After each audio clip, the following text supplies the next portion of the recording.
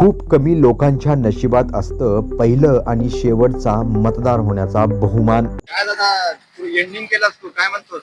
Last मध्ये मी चालू. तू जायला हा. लास्ट मतदान तुझंच झाला. हा अच्छा. काय वाटतं प्रभागात चित्र बदलेल का? बीजेपी येणार आता. बीजेपीच येणार आता. बर.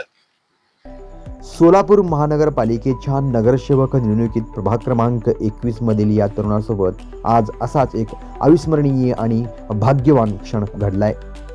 मतदान प्रक्रिया आज सायंकाळी 5:30 वाजता संपली. शेवटच्या क्षणी 5:30 वाजता फक्त 2 मिनिटे शिल्लक असताना हा तरुण एकटाच मतदान केंद्रात पोहोचला. मत टाकलं आणि लगेचच सर्व EVM मशीन बंद करण्यात आल्या. असा हा क्षण खरंच नशिबाचा आहे. पहिला मतदार आणि शेवटचा मतदार होण्याची संधी फार कमी लोकांना मिळते.